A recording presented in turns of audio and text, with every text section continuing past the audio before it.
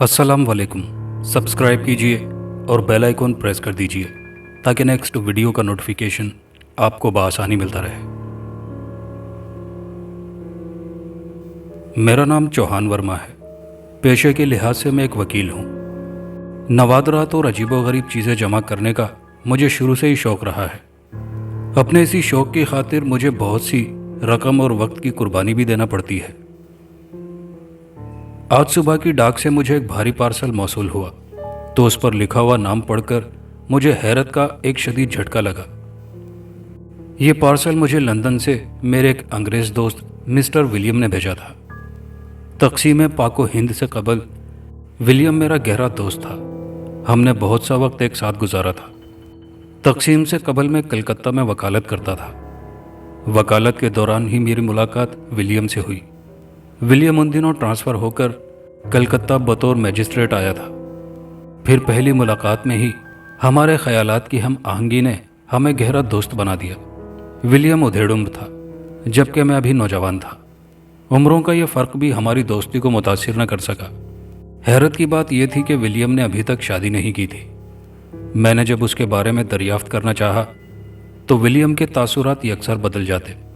उसका चेहरा जर्द हो जाता जैसे किसी अनजाने खौफ का असर हो, और वो बात को यकसर गोल कर जाता। इसी तरह मैं उसके इस राज से पर्दा उठाने में नाकाम रहा कि आखिर वो कौन सा वाक़या या हादसा था जिसने विलियम को इस कदर खौफज़दा कर दिया था। तक़सीम के बाद वो बरतानिया चला गया और फिर उसका कुछ पता न चला। उसी दौरान तमाम ख़त व किताबत भी बंद रही। आज तक़सीम के 7 साल बाद उसका भेजा हुआ पार्सल देखकर हैरान होना फितरी बात थी। अभी मैं पार्सल को देखकर हैरत शिद्दत से गिरने ही वाला था कि सामने वाले फ्लैट के दरवाजे में रीना नमूदार हुई। अरे अरे चौहान साहब, ज़रा संभल कर उठाइए। अगर छूट कर नीचे गिर गया तो पैर तुड़वा बैठेंगे। हर वक्त ख्यालों की दुनिया में पहुंचे रहते हैं, कभी हकीकत की दुनिया में भी आ जाया करें। मैं उसकी बात पर कदरे शर्मिंदा सा होकर मुस्कुरा दिया और शुक्रिया कहता हुआ पार्सल लिए अपने बेडरूम में आ गया। मेरी उम्र 35 साल हो चुकी थी, लेकिन मैंने अभी तक शादी नहीं की थी। शायद विलियम की सोहबत का असर था, या कि मुझे लड़कियों से दिलचस्पी ही नहीं थी, या मुझे कोई ऐसी लड़की ही नहीं मिली थी जो मुझे मुतासिर कर सकती, जिसे देखकर मेरे दिल की धड़कन भी तेज़ हो जाती और मैं बेख्तियार उससे शादी करने पर मजबूर हो जाता। मगर अब मुझे ऐसा लग रहा था कि वो आ गई है जिसकी मुझे तलाश थी।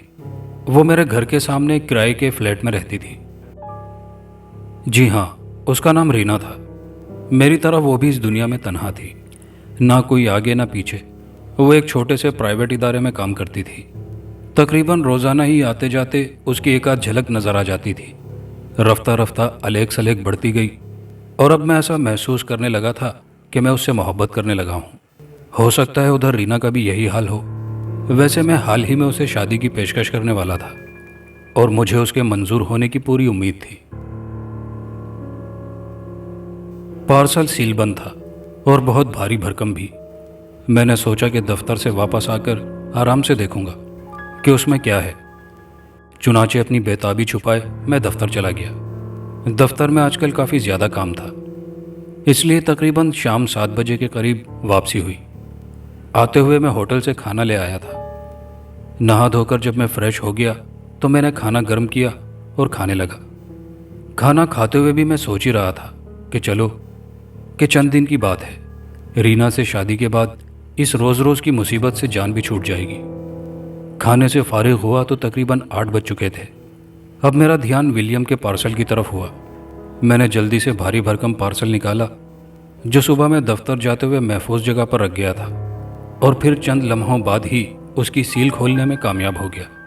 अंदर से एक बक्स बरामद हुआ जिस पर एक ख़त टेप के साथ चिपका था। ख़त मेरे ही नाम था। मैंने ख़त खोला और पढ़ने लगा। माय डियर चौहान वर्मा, तुम वाकई हैरान होगे कि आज मैंने तुम्हें इतने अरसे बाद ये पार्सल क्यों भेजा। तो सुनो, जब से मैं बरतानिया आया था मेरी तबीयत कुछ ठीक नहीं रही। यहाँ आने के 2 साल बाद ही मैं एक बीमारी का शिकार हो गया। मैंने बहुत इलाज कराया, लेकिन मर्ज़ बजाय कम होने के बढ़ता गया और मुझे बिस्तर पर डाल दिया। ये इस मर्ज़ की आखिरी स्टेज है।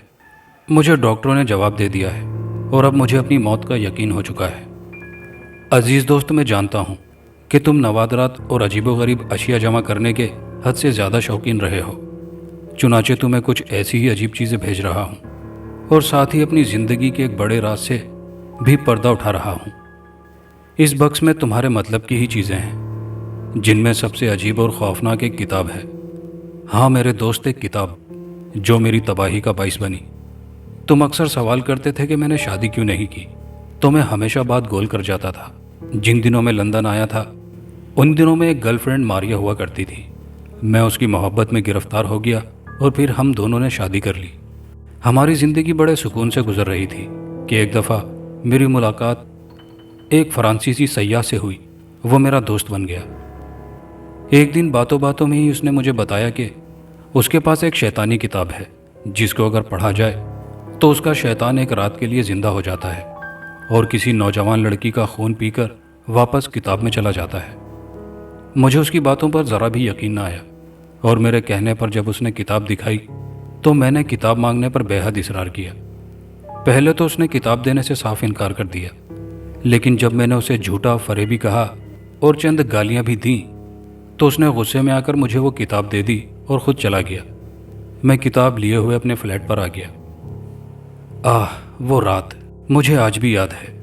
میری بیوی ماریا دوسرے کمرے میں سو رہی تھی۔ میں جب اپنے کمرے میں آیا اور پھر میں نے کتاب نکالی اور پڑھنے لگا۔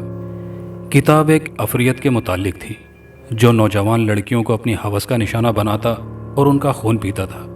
میں نے ساری کتاب پڑھ ڈالی، لیکن مجھے اس کی حیثیت ایک افسانے سے زیادہ نہ لگی۔ جس بات نے مجھے قدرے خوفزدہ کیا وہ ایک تصویر تھی، ایک خوفناک اور پراسرار تصویر۔ بہرحال میرا یہ خوف بھی تھوڑی دیر میں ختم ہو گیا۔ پھر میں نے حسب معمول شراب پی اور اس روز کچھ زیادہ ہی پی گیا۔ پھر اس کے بعد مجھے ہوش نہ رہا۔ صبح جب بیدار ہوا تو میں نے ماریا کو آوازیں دیں۔ کوئی جواب نہ پا کر جب میں اس کے کمرے میں داخل ہوا تو اف خدایا، بیڈ پر میری بیوی کی لاش پھٹے ہوئے کپڑوں کے ساتھ عریاں حالت میں پڑی تھی۔ بستر کی شکنیں بتا رہی تھی کہ اس نے مرنے سے قبل کافی جد و جہد کی تھی۔ اس کا رنگ برف کی طرح سفید ہو چکا تھا، جیسے جسم سے خون کا آخری قطرہ تک نچوڑ لیا گیا ہو۔ پھر جب لاش کے پاس گیا تو اس کی گردن پر 2 باریک سوراخ نظر آئے جن پر تازہ خون جمع ہوا تھا۔ کتاب کا عفریت میری بیوی کا خون پی چکا تھا۔ اس واقعے کے کچھ سال بعد میں برِ صغیر آ گیا۔ میں نے شراب پینا بھی چھوڑ دی۔ اس کمبخت کی وجہ سے میں اپنی بیوی کی چیخیں بھی نہ سن سکا تھا، ورنہ شاید اسے عفریت سے بچا ہی لیتا یا خود مر جاتا۔ کس قدر بے چارگی اور بے بسی کی حالت میں اس کی موت واقع ہوئی ہوگی، یہ سوچ کر ہی میں کانپ جاتا۔ میں ماریا سے بہت محبت کرتا تھا۔ اس کے بعد میں نے کسی لڑکی کے بارے میں سوچا تک نہیں۔ اور ہاں، اس حادثے کے بعد وہ فرینچ سیاح اس طرح غائب ہو گیا جیسے گدھے کے سر سے سینگ۔ میں نے اسے بہت تلاش کیا مگر وہ پھر دوبارہ نظر نہ آیا۔ کتاب میرے پاس ہی موجود رہی۔ اب یہ کتاب میں تمہیں بھیج رہا ہوں۔ میں نے تمہیں اس کا راز بھی بتا دیا ہے، اور اب اس امید کے ساتھ اجازت چاہوں گا کہ تم بھی اسے میری طرح پڑھنے کی حماقت نہیں کرو گے۔ فقط تمہارا دوست اسٹیورٹ ولیم۔ خط پڑھ کر میرے ماتھے پر سوچ کی لکیریں پڑ گئیں۔ کیا یہ سب حقیقت تھی یا محض من گھڑت فسانہ؟ میرا تجسس بڑھ گیا۔ جہاں تک مجھے یاد پڑتا تھا، ولیم کے ساتھ میں نے جو عرصہ گزارا تھا اس کے دوران اس نے کبھی مذاق میں بھی جھوٹ نہیں بولا تھا۔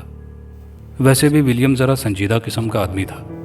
پھر یہ خط، شاید ولیم اپنی بیماری کے آخری دور میں دماغی طور پر اپسیٹ ہو گیا ہوگا، جس کے نتیجے میں اس نے یہ خط لکھ ڈالا۔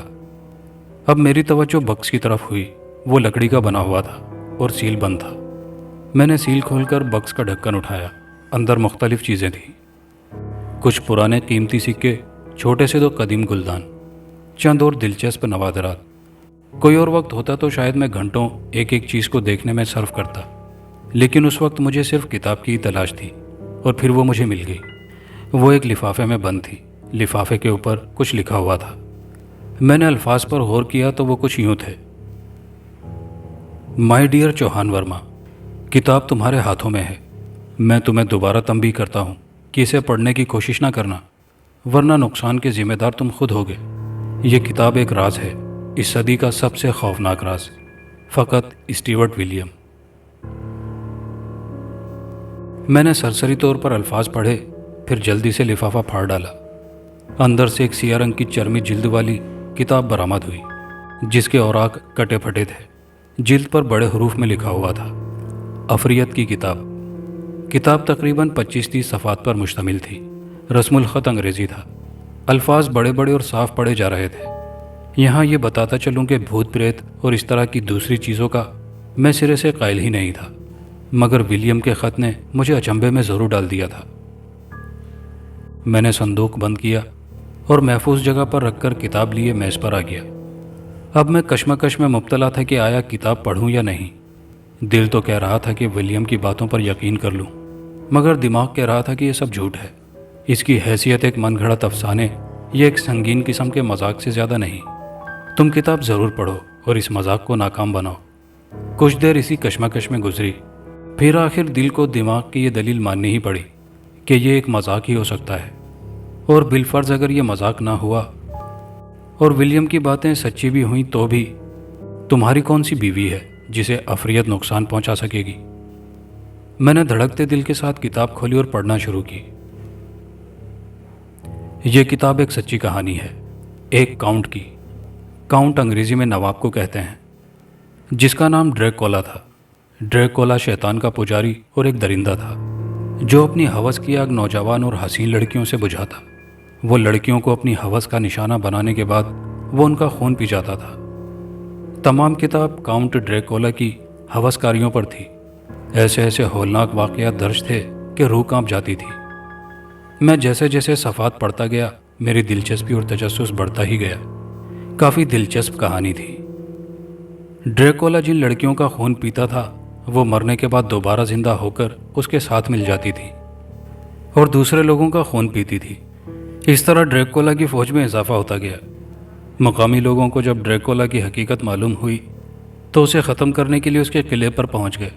انہوں نے ڈریکولا اور اس کی فوج کو زندہ جلا دیا۔ ڈریکولا کے ساتھی تو ہمیشہ کے لیے ختم ہو گئے، مگر ڈریکولا مرنے سے قبل اپنی پراسرار شیطانی طاقت اس کتاب میں موجود ایک تصویر میں منتقل کرنے میں کامیاب ہو گیا۔ اب جو بھی اس کتاب کو پڑھے گا، ڈریکولا اپنی پراسرار شیطانی طاقتوں سمیت ایک رات کے لیے زندہ ہو جائے گا اور پھر اپنی پیاس بجھانے کے بعد ہی واپس چلا جائے گا۔ یہاں پر کتاب کی تحریر ختم ہو گئی، اور جب میں نے اگلا صفحہ پلٹا تو ایک بھیانک تصویر نے میرا استقبال کیا۔ تصویر کو ایک نظر دیکھتے ہی خوف کی سرد لہر میرے سارے جسم میں دوڑ گئی۔ اتنا بھیانک چہرہ تو میں نے آج تک نہیں دیکھا تھا۔ وہ شخص سر سے پاؤں تک سیاہ لبادے میں ملبوس تھا۔ بڑے بڑے چمگادڑ کی مانند کان، نوکیلا ناک اور دو لمبے لمبے سفید دانت ہونٹوں سے باہر جھانک رہے تھے۔ سرخ آنکھیں۔ اوف خدایا، ایسا لگتا تھا کہ وہ مجھے ہی دیکھ رہا ہے۔ حیرت انگیز طور پر تصویر بالکل جیتی جاگتی معلوم ہوتی تھی۔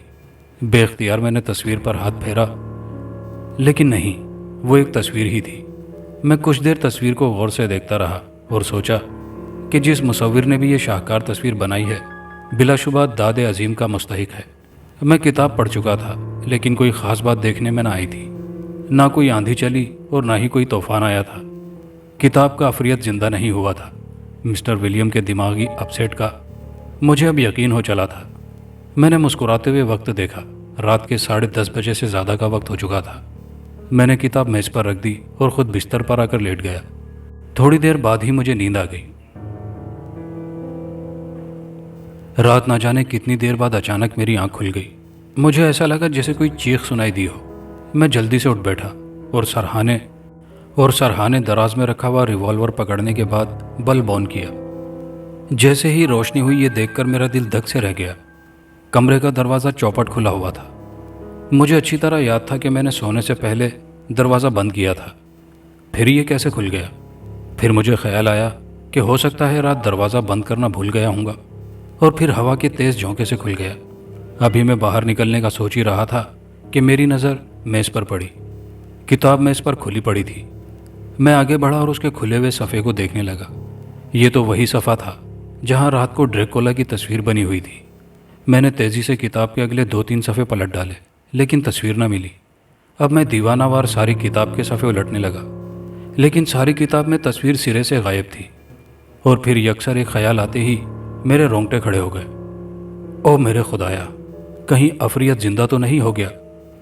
کچھ لمحے اسی طرح گزرے اور میں ساکت کھڑا رہا۔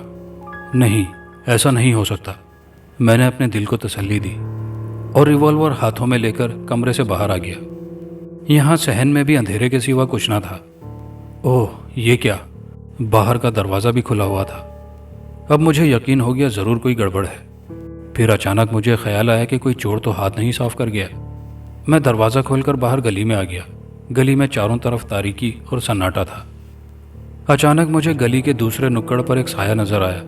میں سائے کی طرف لپکا، مگر میرے دوسرے نکڑ پر پہنچنے تک سایہ نہ جانے کدھر غائب ہو گیا تھا۔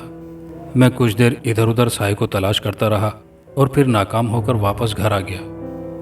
کمرے میں آ کر میں نے ہر چیز کا اچھی طرح جائزہ لیا، لیکن کوئی چیز بھی ایسی نہ تھی جسے چور لے گیا ہو۔ ہر شے اپنی جگہ موجود تھی۔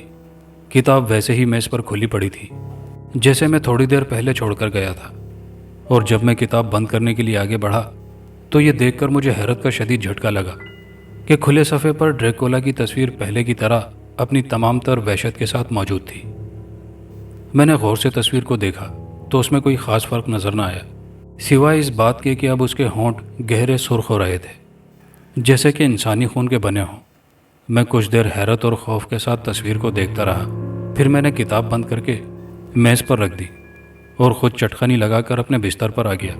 میں کافی دیر اس واقعے پر غور کرتا رہا اور آخر اس نتیجے پر پہنچا کہ تصویر غائب نہیں ہوئی تھی، بلکہ یہ سب میرے دل میں چھپے ہوئے اس ڈر کا نتیجہ تھا جو ولیم کا خط پڑھ کر پیدا ہوا تھا۔ اسی طرح سوچتے سوچتے جانے میں کب نیند کی وادی میں پہنچ گیا اور پھر ٹھک ٹھک کی زوردار آواز سے آنکھ کھلی۔ میں آنکھیں ملتا ہوا اٹھ بیٹھا۔ کمرے کا دروازہ اس بار بند ہی تھا۔ چٹخنی کھول کر میں کمرے سے باہر آ گیا۔ اچھا خاصا دن چڑھ چکا تھا۔ رات دیر سے سونے کی وجہ سے آنکھ بھی صبح دیر سے کھلی تھی۔ میں صحن میں سے ہوتا ہوا بیرونی دروازے پر آ گیا۔ اسی دوران دروازہ مسلسل کھٹکھٹایا جا رہا تھا۔ کون ہے؟ میں نے پوچھا۔ چوہان صاحب، دروازہ کھولیے۔ آواز میرے قریبی پڑوسی راجیش کی تھی۔ میں نے دروازہ کھول دیا۔ دروازے پر راجیش کھڑا تھا اور گلی میں اور بھی بہت سے آدمی کھڑے تھے۔ چوہان صاحب، آپ ابھی تک سوئے ہوئے ہیں؟ ادھر قیامت برپا ہو گئی ہے۔ کیا ہوا؟ میں نے چونکتے ہوئے پوچھا۔ کسی نے آپ کے سامنے والے فلیٹ والی لڑکی رینا کو قتل کر دیا ہے۔ کیا؟ یہ تم کیا کہہ رہے ہو؟ اور یہ کہتے ہوئے میں دیوانہ وار دروازہ کھول کر رینا کے فلیٹ کی طرف بڑھا۔ گلی میں فلیٹ کے باہر کافی لوگ کھڑے تھے۔ میں لوگوں کو ایک طرف دھکیلتا ہوا اندر گھس گیا۔ یہ ایک کمرے پر مشتمل چھوٹا سا فلیٹ تھا۔ اندر بھی کئی لوگ موجود تھے اور پھر بیڈ پر مجھے رینا کی لاش نظر آئی۔ اف، وہ کس قدر بھیانک منظر تھا۔ بیڈ پر رینا کی لاش تقریباً عریاں حالت میں پڑی تھی۔ تمام کپڑے تار تار ہو چکے تھے۔ صاف معلوم ہوتا تھا کہ مرنے سے پہلے اسے بری طرح ہوس کا نشانہ بنایا گیا تھا۔ پھٹے ہوئے کپڑوں سے جسم کے قابل اعتراض حصے ظاہر ہو رہے تھے جو بڑی بڑی خراشوں سے پر تھے، اور اس کا سینہ، نہیں، یہ کسی انسان کا کام نہیں تھا۔ اس کا سینہ ایسی بری طرح بھنبوڑا گیا تھا کہ قیمہ بن چکا تھا۔ اس کی آنکھیں خوف و دہشت سے پتھرائی ہوئی تھی۔ تمام جسم زرد ہو رہا تھا، جیسے جسم سے خون کا آخری قطرہ تک نچوڑ لیا گیا ہو۔ میں آگے بڑھ کر قدرے جھکا تو اس کی گردن پر 2 باریک سوراخ دیکھ کر میرے خیال کی تصدیق ہو گئی۔ جی ہاں، 2 باریک سوراخ جن پر تازہ خون نکل کر جم چکا تھا۔ کتاب کا عفریت اپنی پیاس بجھا چکا تھا۔ اس واقعے کے بعد میں نے کئی بار چاہا کہ کتاب پھاڑ دوں، جلا دوں یا کہیں پھینک دوں، لیکن ہر بار کوئی پراسرار قوت مجھے ایسا کرنے سے روکتی رہی۔ آج اس واقعے کو 10 برس بیت چکے ہیں، اور ہاں، مجھے ایک عجیب سی بیماری لگ گئی ہے۔ میں اکثر رات 12 بجے کے بعد کتاب کھول کر ڈریکولا کی تصویر دیکھتا ہوں۔ مجھے اس تصویر کو دیکھ کر عجیب سا سکون ملتا ہے، بلکہ مجھے تو یوں محسوس ہوتا ہے کہ یہ میری ہی تصویر ہے اور میں ہی کاؤنٹ ڈریکولا ہوں، اور پھر میری تصویر کتاب سے نکل کر میرے سامنے آ جاتی ہے۔ میں بے خود ہو کر اس کی طرف بڑھتا ہوں۔ وہ میرے گلے میں اپنے دانت گاڑ دیتا ہے اور کچھ دیر بعد میں ٹھیک ہو جاتا ہوں۔ میں دن بہ دن کمزور ہوتا جا رہا ہوں۔ ڈاکٹر میری بیماری سے عاجز آ چکے ہیں، بلکہ انہوں نے مجھے جواب دے دیا ہے یہ بیماری کی آخری سٹیج ہے۔ بالکل ولیم کی طرح میری موت یقینی ہے، اور اب ایک پراسرار قوت مجھے مجبور کر رہی ہے کہ میں کتاب آگے منتقل کر دوں، اور اس کے لیے میں نے مناسب آدمی بھی تلاش کر لیا ہے۔ وہ ہے جے، میرا نیا پڑوسی دوست۔ ہماری عمروں میں بھی بہت زیادہ فرق ہے، لیکن خیالات بالکل ملتے ہیں۔ اس کی ایک نوجوان حسین اور صحت مند بیوی بھی ہے۔ میرے خیال میں کتاب کی منتقلی کے لیے اس سے موزوں شخص کوئی اور نہیں ہو سکتا۔ خاص ایپیسوڈ کی دوسری دہشت ناک کہانی۔ مکیش کو اندازہ نہ تھا کہ ایسی طوفانی بارش سے بھی واسطہ پڑ سکتا ہے، ورنہ وہ اپنا ارادہ بدل دیتا یا کم از کم موٹر سائیکل کے ساتھ اس پہاڑی علاقے کا سفر نہ کرتا۔ وہ ایک پرائیویٹ کمپنی کا ایجنٹ تھا اور کمپنی کے ہی ایک کام سے 150 کلومیٹر دور ایک پہاڑی شہر جا رہا تھا۔ جب وہ روانہ ہوا تو اس وقت شام کے 7 بجے تھے۔ آسمان بالکل صاف تھا اور بارش کا کوئی امکان نہ تھا۔ اس کا خیال تھا کہ زیادہ سے زیادہ 2.5 گھنٹے میں مطلوبہ شہر پہنچ جائے گا، لیکن ابھی اس نے 60 کلومیٹر کا فاصلہ ہی طے کیا تھا کہ نہ جانے کہاں سے گہرے بادل آ گئے اور بارش شروع ہو گئی۔ شروع میں تو ہلکی بوندا باندی ہو رہی تھی، جس میں جیسے تیسے اس نے اپنا سفر جاری رکھا، لیکن جب بارش طوفانی رخ اختیار کر گئی تو اسے مجبوراً رکنا پڑا، کیونکہ اب موٹر سائیکل پر مزید سفر ممکن نہ رہا تھا۔ اس نے موٹر سائیکل ایک پہاڑی ڈھلوان کے نیچے کر لی، جہاں وہ بارش سے محفوظ تھا۔ اس کے سارے کپڑے بھیگے ہوئے تھے۔ اب وہ اس وقت کو کوس رہا تھا جب اس نے موٹر سائیکل پر سفر کا ارادہ بنایا تھا۔ اس کی ملازمت ہی کچھ اس قسم کی تھی کہ کمپنی والے جب چاہتے اور جدھر چاہتے اسے بھیج سکتے تھے۔ کمپنی نے اسے حال ہی میں نئی موٹر سائیکل لے کر دی تھی، اس لیے وہ ہر جگہ موٹر سائیکل پر جانا پسند کرتا تھا۔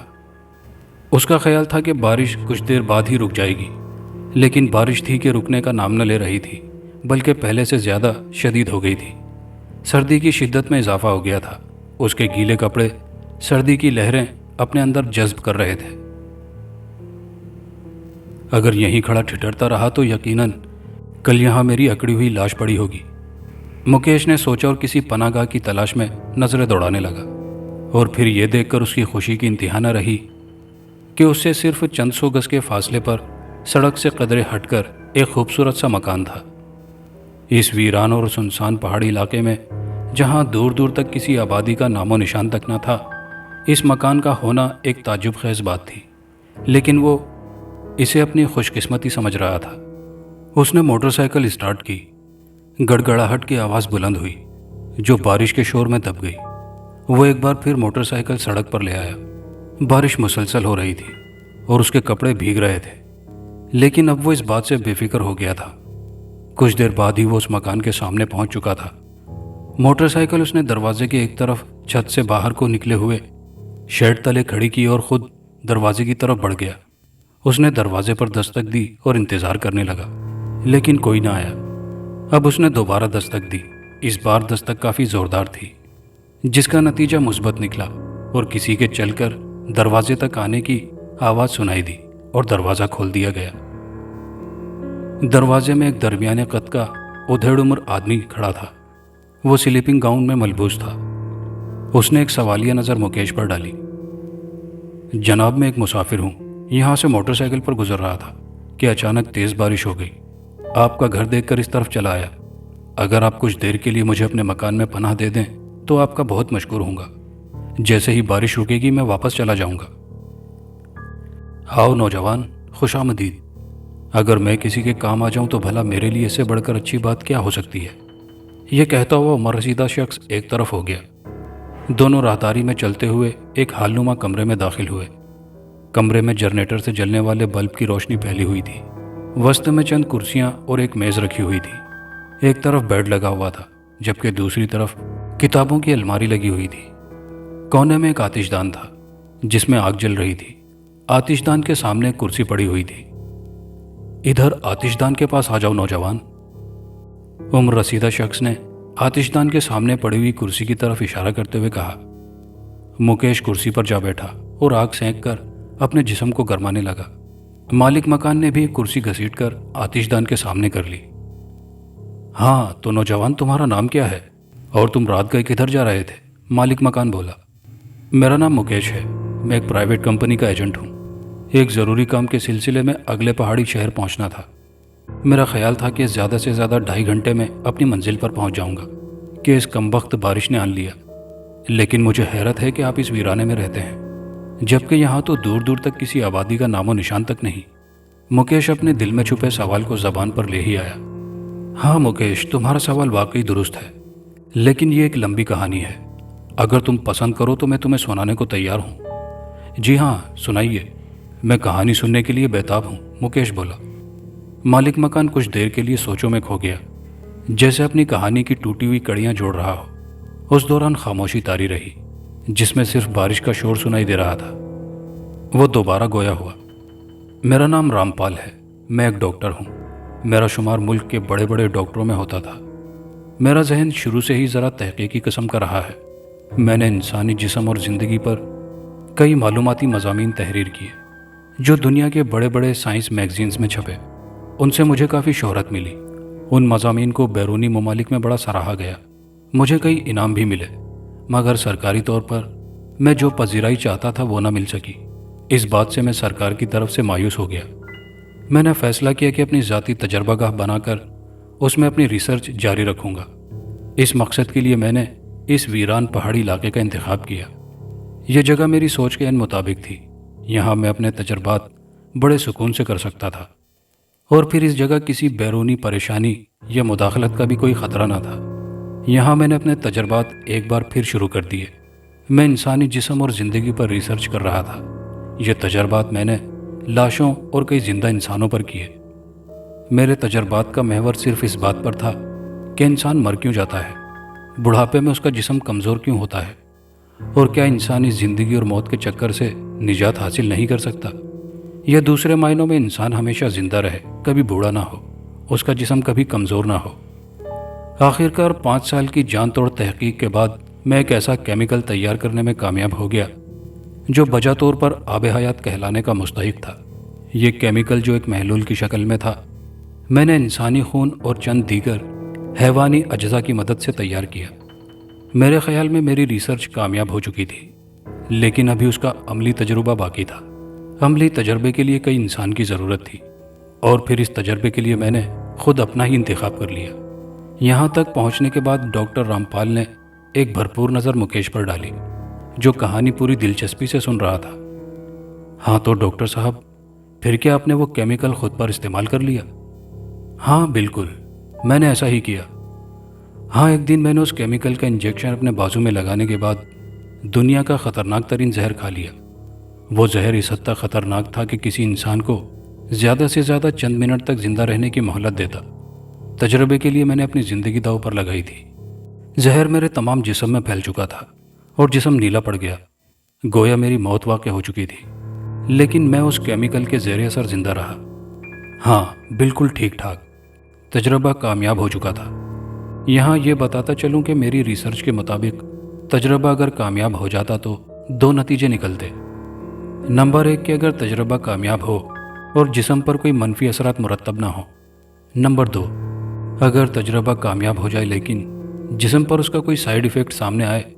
نتیجہ نمبر 2 نکلنے کی صورت میں پھر اپنے جسم کو بچانے کے لیے مجھے انسانی خون کی ضرورت ہوتی۔ کیا مطلب؟ آپ کو پھر انسانی خون پینا پڑتا؟ مکیش حیرت سے بولا۔ ہاں صحیح سمجھے، اگر ایسی صورتحال ہوتی تو پھر مجھے اپنی زندگی بچانے کے لیے انسانی خون پینا پڑتا، ورنہ اگر میں خون نہ پیتا تو میری موت واقع ہو جاتی، آب حیات کا اثر ختم ہو جاتا۔ میں خدا سے دعا کر رہا تھا کہ پہلے نمبر والا نتیجہ نکلے، کیونکہ میرے تجربے کی اصل کامیابی و ناکامی کا انحصار اسی پر تھا۔ دوسری صورت میں خود مصیبت سے دوچار ہو جاتا۔ اگلے دن جب میں سو کر اٹھا تو مجھ پر یہ خوفناک حقیقت ظاہر ہوئی کہ نتیجہ نمبر 2 سامنے آیا تھا۔ میرے تمام جسم سے کھال لوتھڑوں کی شکل میں جھڑنا شروع ہو گئی تھی۔ سارا جسم پھوڑے کی مانند دکھنے لگا تھا۔ مجھ سے یہ اذیتناک تکلیف برداشت نہ ہو رہی تھی۔ اس تکلیف سے نجات حاصل کرنے کا صرف ایک ہی راستہ تھا، انسانی خون۔ لیکن انسانی خون کیسے حاصل کیا جائے؟ اس کے لیے تو کسی انسان کو مارنا پڑے گا۔ نہیں، میں اپنی تکلیف کی خاطر کسی کو موت کے گھاٹ نہیں اتار سکتا، میں نے سوچا۔ لیکن پھر اچانک میرے ذہن میں خیال آیا کہ انسانی خون تو ایک اور ذریعے سے بھی حاصل کیا جا سکتا ہے، اور وہ ذریعہ تھا بلڈ بینک۔ چنانچہ میں شہر گیا اور ایک بلڈ بینک سے 2 بوتل انسانی خون لے آیا۔ میں نے ایک بوتل فریج میں رکھ دی اور دوسری بوتل پی گیا۔ آج تک جس کام کا میں نے تصور بھی نہیں کیا تھا وہ مجھے کرنا پڑ رہا تھا۔ شروع میں جب 1-2 گھونٹ بھرے تو الٹی آنے کو ہو رہی تھی، لیکن جب تھوڑا سا خون پی لیا تو بجائے الٹی کے عجب سا لطف آنے لگا اور باقی ساری بوتل میں بڑے آرام سے پی گیا۔ خون پینے کے ساتھ ہی میرے جسم میں جیسے ایک نئی روح دوڑ گئی۔ درد فوراً ختم ہو گیا، جسم کی خال بھی اسی دن درست ہو گئی۔ پھر ایک ہفتہ گزر گیا، میں نے انسانی خون نہ پیا۔ جسم میں عجب سی بے چینی شروع ہو گئی، کھال دوبارہ پھٹنے لگی۔ میں نے پھر ایک بوتل فریج میں سے نکالی اور پی لی، اور جسم بھی ٹھیک ہو گیا۔ غرض یہ سلسلہ اسی طرح چلتا رہا۔ ایک بوتل خون پینے کے بعد تقریباً ایک ہفتہ ٹھیک گزرتا، لیکن اس کے بعد دوبارہ انسانی خون پینا پڑتا۔ میں شہر کے بلڈ بینکوں سے خون لا لا کر پیتا رہا، یہاں تک کہنے کے بعد ڈاکٹر رام پال ایک دفعہ پھر خاموش ہوئے اور غور سے مکیش کا جائزہ لینے لگے۔ مکیش کا پورا دھیان ڈاکٹر اور اس کی کہانی پر لگا ہوا تھا۔ ڈاکٹر کو رکتے دیکھ کر وہ بولا، رک کیوں گئے ڈاکٹر؟ کیا کہانی یہاں ختم ہو گئی؟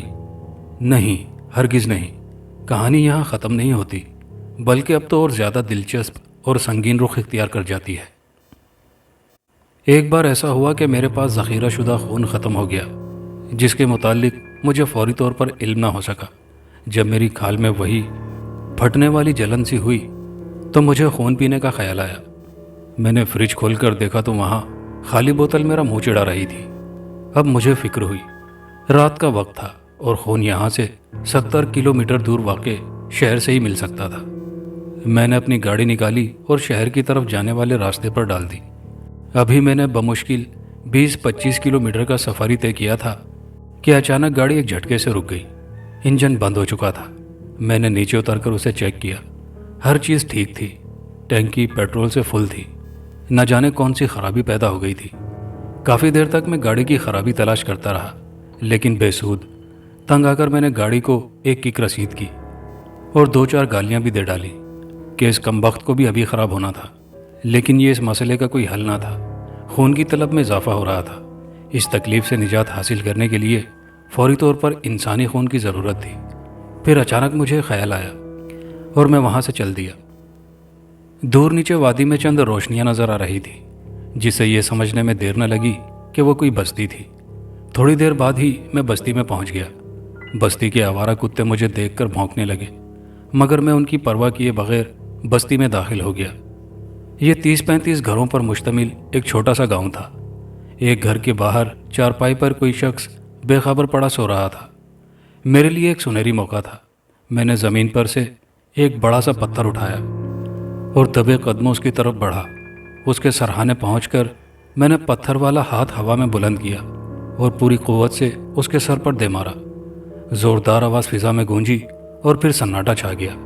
اس کا سر کسی تربوز کی مانند پھٹ چکا تھا، جس میں سے اس کا بھیجا باہر جھانک رہا تھا۔ خون فوارے کی شکل میں اس کے سر سے بہہ رہا تھا۔ میں نے اپنا منہ اس کے سر سے لگا دیا اور ندیدوں کی طرح اس کا لہو چاٹنے لگا۔ گرم گرم تازہ انسانی خون میرے بدن میں ایک نئی طاقت سی بھر رہا تھا۔ مجھے تازہ خون پینے کا ایسا مزہ آیا جو اس سے پہلے کبھی نہ آیا تھا۔ آدمی کے سر سے بہنے والا خون ختم ہو گیا، لیکن میری پیاس نہ بجھی۔ میں نے اپنے دانت اس کی گردن میں گاڑ دیے اور اس کا گلا بھنبوڑ بھنبوڑ کر اس کے خون کا آخری قطرہ تک پی گیا۔ خون پینے کے بعد میں بستی سے نکل کر واپس گاڑی کے پاس آ گیا۔ میں نے گاڑی کو اسٹارٹ کرنا چاہا تو حیرت انگیز طور پر بغیر کسی دقت کا فوراً ہی اسٹارٹ ہو گئی۔ اب میں نے بلڈ بینکوں سے خون لے کر پینا بند کر دیا، کیونکہ مجھے صرف تازہ اور گرم انسانی خون میں ہی مزہ آتا تھا۔ مجھے جب بھی انسانی خون کی ضرورت ہوتی میں کسی نہ کسی انسان کا شکار کر لیتا۔ آج کل بھی شکار کرتا ہوں۔ میں پورے ایک ہفتے سے پیاسا تھا، مگر لگتا ہے کہ آج قسمت کچھ زیادہ ہی مہربان ہے۔ سوچ رہا تھا کہ ایسی بارش میں کہاں شکار ملے گا اور تم خود ہی میرے پاس آ پہنچے۔ مکیش رامپال کی کہانی سن کر مسکرایا اور بولا، بہت خوب ڈاکٹر، پہلے تو میرا خیال تھا کہ تم اچھی کہانی گھڑ لیتے ہو، لیکن مجھے یہ معلوم نہ تھا کہ تم مذاق بھی اتنا اچھا کر لیتے ہو۔ تمہیں تو کوئی افسانہ نگار ہونا چاہیے تھا۔ میرے خیال میں بارش باہر رک گئی ہے، اب مجھے چلنا چاہیے۔ یہ کہتا ہوا مکیش باہر جانے کے لیے اٹھ کھڑا ہوا، لیکن رامپال نے اس کا راستہ روک لیا۔ جاؤ گے تو تم جب میں تمہیں جانے دوں گا، اور اگر تم یہ سب محض ایک من گھڑت قصہ سمجھ رہے ہو تو تمہاری یہ غلط فہمی میں ابھی دور کیے دیتا ہوں۔ اس کے ساتھ ہی ڈاکٹر نے اپنے جسم پر موجود لمبا نائٹ گاؤن اتار کر ایک طرف پھینک دیا۔ जैसे ही मुकेश की नज़र डॉक्टर के बरहाना जिस्म पर पड़ी वो कांप कर रह गया। डॉक्टर रामपाल के जिस्म की खाल जगह जगह से उधड़ी हुई थी, जिससे अंदर का गोश्त और चर्बी साफ नजर आ रही थी। हैरत और खौफ की शिद्दत से वो साकित होकर रह गया। उसी लम्हे डॉक्टर ने आगे बढ़कर अपने शिकार को दबोच लिया और फिजा मुकेश की दर्दनाक चीखों से गूंज उठी। दोस्तों, कहानी अच्छी लगी हो तो वीडियो को दोस्तों के साथ लाइक शेयर ज़रूर कीजिएगा। कमेंट बॉक्स में अपनी कीमती राय का इजहार कीजिएगा और चैनल पर नए आने वाले दोस्तों से गुजारिश है कि चैनल को लाजमी सब्सक्राइब कर लीजिए। शुक्रिया।